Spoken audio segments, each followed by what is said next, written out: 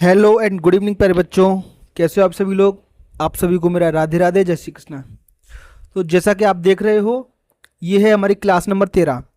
इससे पहले हमारे 12 वीडियो आ चुके हैं और आज हमारी जो क्लास है वो है सप्ताह 3 दिवस 1। सप्ताह 3 का दिवस 1 आज हम हल करने वाले हैं। तो जय श्री कृष्णा, राधे राधे के साथ शुरू कीजिए आज का एक्सरसाइज। जो बच्चे नए हैं उनको मैं बता दूं कि अपनी वर्कबुक और पेन पेंसिल लेकर के आप साथ में बैठें और अपनी किताब को ओपन कर लें। ठीक है। सबसे पहले बेटा आपको रिकमेंड करूंगा बेटा मैं कि आप सबसे पहले हमारे पुराने वीडियो देखें। वीडियो नंबर 1, 2, 3, 4 सीरियल से देखें। उसके बाद आप आए सप्ताह 3 के दिवस 1 पर, मतलब आज की क्लास पर। इससे क्या होगा, इससे आप समझ पाओगे कि आगे मैंने क्या क्या आपको सिखाया है और उसका यहाँ पर क्या क्या यूज होना है, क्या क्या यहाँ पर प्रयोग होना है। तो देखो, जैसा कि आप चित्र देख रहे हो, यह कहाँ का चित्र है। बच्चे यहाँ क्या करने आए होंगे। आपके गांव में लोग कब नृत्य करते हैं। आपको नृत्य करना कैसा लगता है। ये 4 प्रश्न है बेटा। इसके बारे में आपके शिक्षक आपसे बात करेंगे। जो बातें होंगी उसको आप यहाँ पर लिखोगे, उन वाक्यों को और उन शब्दों को। तो यह कहाँ का चित्र होगा। आप देख रहे हो बेटा, यह चित्र लग रहा है मुझे नाच गाने का चित्र है, किसी गांव का चित्र है नाच गाने का। तो आप लिख सकते हो यह गांव में नाच गाने का चित्र है। गांव में नाच गाने का चित्र है। नाच गाने का चित्र है। और क्या दिख रहा है बेटा आपको इस चित्र में। इसमें आप वाक्य भी लिख सकते हो और शब्द भी लिख सकते हो, है ना। आपको नृत्य कैसा लगता है, तो आप लिख सकते हो हमको नृत्य अच्छा लगता है। लिख दो हमको नृत्य, नृत्य मतलब नाच होता है बेटा, नृत्य अच्छा लगता है। ठीक है प्यारे बच्चों, हमको नृत्य अच्छा लगता है, यहां लिख देता हूं मैं, लगता है। और क्या दिख रहा है बेटा आपको इसमें। इसमें बीन दिख रही है, बीन बजा रहे हैं कुछ लोग। बच्चों के हाथ में खिलौने भी हैं बेटा, है ना। तो खिलौने लिख दो, खिलौना। एक व्यक्ति ढोलक भी बजा रहा है, तो हम इसमें लिख सकते हैं ढोलक, ढोलक। जो जो इस चित्र में आपको दिख रहा है। आपके गांव में लोग नृत्य कब करते हैं बता दो। तो नृत्य हम करते हैं त्योहारों पर, तो लिख दो त्योहार, त्योहार। जैसे रक्षाबंधन का त्यौहार आता है, होली का त्यौहार आता है, या और भी अन्य त्यौहार होते हैं, उस वक्त लोग वह गांव में नृत्य करते हैं। इतना करने के बाद बेटा आते हैं हम, एक कहानी दी हुई है आपकी किताब में, इसको पढ़ना है और कुछ मौखिक प्रश्न हैं और कुछ लिखित भी आएंगे। मौखिक और लिखित प्रश्नों के उत्तर आपको देने हैं। तो ये जगन और बंदर की कहानी है। ये कक्षा 3 में आप पढ़ चुके हो, फिर भी मैं आपको सुनाता हूँ। जगन दिन भर खेत में काम करता था। एक लड़का है जगन, व्यक्ति है, वह मेहनती था। जगन की माँ रोज खाना लाती थी। जगन की माँ उसके लिए खाना लाती थी। वह खाना एक पेड़ के नीचे रखकर चली जाती थी, मगर एक बंदर उसका खाना खाकर चला जाता था। उसकी माँ खाना लाती, पेड़ के नीचे रख देती, और ये बंदर आता, उसका खाना खा करके चला जाता। एक दिन उसने यह बात अपनी माँ को बताई। जगन ने यह बात बताई माँ को, कैसे ऐसे बंदर आता है, खाना खा जाता है। माँ अगले दिन खाने में अधिक मिर्ची मिला दी। तो माँ ने क्या किया, जो खाना बनाया उसमें अधिक मिर्ची मिला दी उसने। इस बार जब बंदर ने खाना खाया तो उसे काफ़ी तीखा लगा। वह खाना छोड़कर झट से भाग गया। तो मिर्ची भाई तीखी होती हैं, अब ज़्यादा मिर्ची का खाना खाओगे तीखा तो लगेगा। तो उसके बाद बंदर कभी जगन का खाना खाने नहीं आया। एक बार उसको मिर्ची ऐसी लगी, फिर वो कभी खाना खाने नहीं आया। उसके बाद बेटा 1, 2, 3 और 4, ये 4 मौखिक प्रश्न हैं। इसके जवाब मौखिक देने हैं, आपको लिखना नहीं है। खेत में कौन काम करता था, तो आप बता सकते हो खेत में कौन काम करता था, जगन। ये आपको बोल के बताना है अपने शिक्षक को, जगन काम करता था। जगन का खाना कौन खा जाता था, तो आप जानते हो जंगल का खाना कौन खाता था? बंदर। चाहो तो लिख लो किताब में, कोई दिक्कत नहीं है। माँ खाना कहाँ रख कर चली जाती थी? तो बताओ जरा, कहानी पढ़ी है तो। पेड़ के नीचे। कहाँ रखती थी? पेड़ के नीचे। तो पेड़ के नीचे आप लिख सकते हो, पेड़ के नीचे। ठीक है। लास्ट है, माँ ने खाने में क्या अधिक मिला दिया था? तो बताओ क्या मिलाया था? मिर्ची। बिल्कुल सही। तो इसका उत्तर हो जाएगा मिर्ची। माँ ने खाने में अधिक मिर्ची मिला दी थी। तो ये आपके मौखिक प्रश्न थे बेटा। इसके बाद जो एक प्रश्न है लिखित, माँ ने खाने में मिर्ची क्यों मिला दी थी? अब ये आपको बताना है। तो माँ ने खाने में मिर्ची क्यों मिलाई थी? बंदर को भगाने के लिए। ठीक है, बिल्कुल सही। तो किस तरीके से लिखोगे बेटा? सबसे पहले लिखो माँ ने खाने में मिर्ची, इतना लिखो। माँ ने खाने में मिर्ची, खाने में मिर्ची, फिर लिखो बंदर को भगाने के लिए। ये क्यों जो शब्द है इसके लिए उत्तर लिखना है आपको। बंदर को भगाने के लिए मिलाई, भगाने के लिए मिला दी। ठीक है प्यारे बच्चों, बहुत बढ़िया, अच्छा कर रहे हो सभी बच्चे, अच्छा कर रहे हो, है ना। बंदर को भगाने के लिए, बंदर को सबक सिखाने के लिए, कुछ भी लिख सकते हो यहां पर आप। अगला प्रश्न है बेटा, इसमें क्या करना है आपको? हमें खेतों से क्या क्या मिलता है? खेत सबने देखे बेटा, तो खेतों से हमें क्या क्या मिलता है? 10 चीजों के नाम आपको बताने हैं। तो आप जानते हो बेटा, हमें जो भी अनाज है, जैसे गेहूं हुआ आपका, वो कहाँ से मिलता है? खेतों से। चावल, चावल भी हमें कहाँ से मिलते हैं बेटा? खेतों से। दाल, सारी की सारी दालें हमें कहाँ से मिलती हैं? खेतों से। बाजरा, बाजरा कहाँ से मिलता है बेटा? खेतों से। सरसों, सरसों कहाँ से मिलती है बेटा? खेतों से। सोयाबीन, सोयाबीन भी कहाँ से मिलता है प्यारे बच्चों? खेतों से। तो इस तरीके से आपको सोयाबीन, इस तरीके से 10 चीज़ें लिखनी है ना।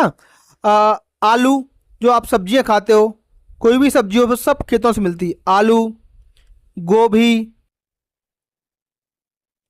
प्याज, अदरक, तो कोई सी भी 10 बेटा आपको यहां पर लिख देनी है। ठीक है प्यारे बच्चों, तो आप कमेंट बॉक्स में बेटा मुझे ज़रूर बताएं कि आप ये वीडियो किस शहर से देख रहे हो, आपका नाम क्या है, आप किस स्कूल में पढ़ते हो, आपका जिला कौन सा है। ठीक है, वीडियो अच्छा लगे तो इसको सब्सक्राइब जरूर करें प्यारे बच्चों, और बेल आइकन दबा दें, जिससे कि आगे आने वाले वीडियो की नोटिफिकेशन आपको टाइम से मिल जाए। तो चलिए, इसमें एक और कहानी भी है बेटा, ये है खरगोश की चाहत। किसकी चाहत? खरगोश की। तो ये कक्षा 3 में बेटा ये कहानी आप पढ़ चुके हो। चलिए फिर से इसको रिवाइज करते हैं। खरगोश आदमी बनना चाहता था। क्या बनना चाहता था? आदमी। उसने एक किसान से कहा, मुझे आदमी बनना है। किसने कहा? खरगोश ने। किसान ने कहा, पहले कपड़े पहनना सीखो। किसान ने क्या कहा? पहले कपड़े पहनना सीख लो, क्योंकि आदमी कपड़े पहनते हैं। खरगोश दर्जी के पास गया, दर्जी से कहा, मेरे लिए कमीज सिल दो। कमीज मतलब कपड़े एक तरीके के। दर्जी ने कहा, पहले कपड़ा लेकर आओ। तो दर्जी ने खरगोश से क्या कहा? पहले कपड़ा तो ले आओ भैया। खरगोश कपड़े लेने बाजार गया। दुकानदार ने कहा, पहले पैसे लेकर आओ। जब कपड़े लेने गया तो दुकानदार ने कहा, पैसे तो लाओ पहले। खरगोश पैसे खोजता रहा। भैया खरगोश ने पैसे को ढूंढा, पैसे नहीं मिले, उसे पैसे कहीं नहीं मिले। वह थक गया, वह सोचने लगा, आदमी बनना कितना कठिन काम है। तो क्या सोचने लगा खरगोश? आदमी बनना बहुत कठिन काम है, खरगोश बनकर रहना ही ठीक है। इसलिए जैसा है वैसा ही ठीक है। इससे हमें से ये शिक्षा मिलती है कि हम जैसे हैं वैसे ही ठीक हैं, ज़्यादा बनने की कोशिश नहीं करनी चाहिए, बस मेहनत करनी चाहिए। तो मौखिक प्रश्न बेटा 3, खरगोश क्या बनना चाहता था? तो आप सब जानते हो खरगोश आदमी बनना चाहता था। ठीक है, आपने टीचर को बता देना आदमी। किसान ने खरगोश से क्या कहा? तो किसान ने खरगोश से कहा था, कपड़े पहनो ना सीखो, है ना, कपड़े कपड़े पहनना सीखो। किसान ने क्या कहा था उससे कि पहले कपड़े पहनना तो सीख लो। खरगोश सबसे पहले किसके पास गया? तो सबसे पहले बेटा खरगोश किसान के पास ही गया था। ये आपके बेटा मौखिक प्रश्न थे। इसके बाद एक लिखित प्रश्न है, खरगोश को क्या कठिन लगा? तो सबसे पहले लिखेंगे बेटा खरगोश को, इस क्या की जगह आपको उत्तर आएगा और कठिन लगा लिख देना है। तो मैं फिर से लिखता हूं बेटा आपके लिए, सबसे पहले लिखो खरगोश को। इसी तरीके से बेटा आपको आंसर बनाने होते हैं, खरगोश को। अब इस क्या की जगह लिखोगे आदमी बनना, आदमी बनना, बस ये आपका मुख्य उत्तर है। और लास्ट में लिखना है कठिन लगा, ये वाला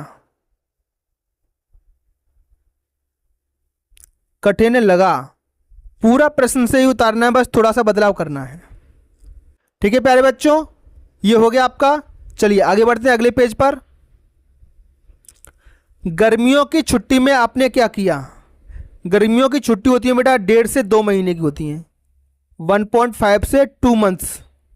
ठीक है, गर्मियों में जो आपकी स्कूल की छुट्टी होती है उसमें आप क्या क्या करते हो?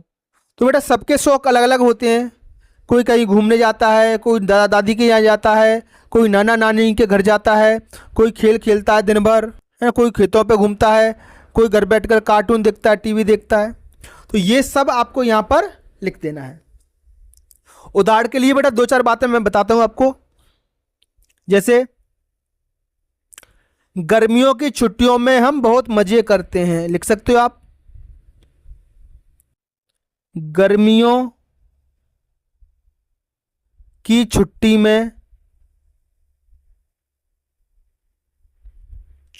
में हम बहुत मजे करते हैं। और क्या करते हो बेटा? हम रोज गांव में खेलते हैं, ये भी लिख सकते हो। हम रोज गांव में खेलते हैं, कोई भी खेल हो सकता है बेटा, है ना। और क्या करते हो? नाना नानी के घर जाते हैं, नाना नानी दादा दादी कुछ भी लिख सकते हो। नाना नानी के घर जाते हैं। और क्या करते हो? घूमने भी जाते हैं, कोई मांडव घूमने जाएगा, कोई दूसरे शहर में घूमने जाएगा, घूमने भी जाते हैं। ठीक है, कई लोग तीर्थ स्थल पर जाते हैं, केदारनाथ, बद्रीनाथ, रामेश्वरम, गोवर्धन, वृंदावन, ताजमहल देखने जाएगा, कोई लाल किला देखने जाएगा, कोई घर पर बैठकर टीवी देखता है, लिख सकते हो आप घर पर बैठकर टीवी देखते हैं। ठीक है बेटा, टीवी देखते हैं। ठीक, तो इस तरीके से आप यहां पर ये सब लिख सकते हो। चलिए अगले प्रश्न की तरफ बढ़ते हैं प्यारे बच्चों। ये स्वतंत्र पठन है बेटा, आपको पढ़ना है और 2 प्रश्नों के उत्तर आपको देने हैं। तो चलिए जानते हैं क्या बेटा स्वतंत्र पठन में। शाहपुर से 5 किलोमीटर दूर एक गांव है। शाहपुर से 5 किलोमीटर दूर एक गांव है, पहावाड़ी। गांव का नाम क्या है? पहावाड़ी। यह गांव पहाड़ी पर बसा हुआ है, इसलिए नाम क्या रख दिया? पहावाड़ी। पहाड़ी पर घुमावदार रास्ता है। कैसा रास्ता है? घुमावदार, ऐसे घूम घूम के जाते हैं बेटा पहाड़ी पर ऊपर। ठीक है, इस गांव में एक स्कूल है। इस गांव के स्कूल की घंटी बजती है, तो स्कूलों में घंटी बजती है तो शाहपुर तक सुनाई देती है। पहावाड़ी गांव में जब स्कूल की घंटी बजती है तो शाहपुर तक सुनाई देती है। बच्चे जब गिनती पहाड़े जोर जोर से पढ़ते हैं, गिनती पहाड़े पढ़ते हैं बच्चे, तो शाहपुर के बच्चे भी सुनकर दोहराते हैं। इस पहाड़ी के ऊपर गांव है, यहाँ पर जो बच्चे गिनती पहाड़े बोलते हैं, स्कूल की घंटी बजती है, वो पहाड़ी के नीचे 5 किलोमीटर दूर शाहपुरा गांव में भी सुनाई देती है। ठीक है प्यारे बच्चों, ये छोटी सी कहानी हमारी।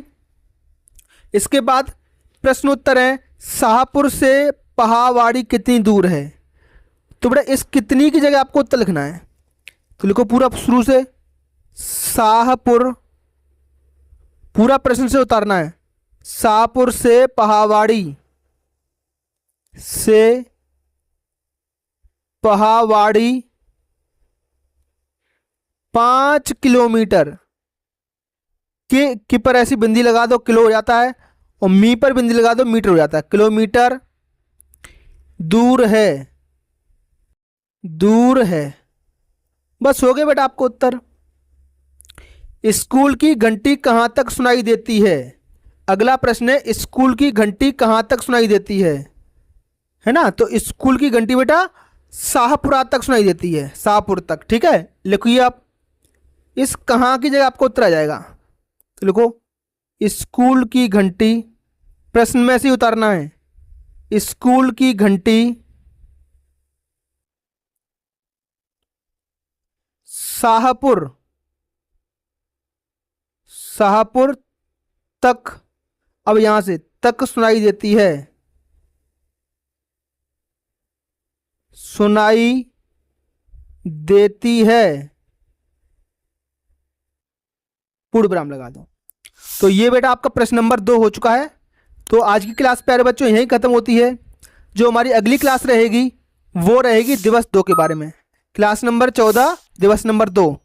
तो बेटा आपको ये हमारे वीडियो कैसे लग रहे हैं तो कमेंट बॉक्स में हमें ज़रूर बताएं, और चैनल को सब्सक्राइब करके जाएं।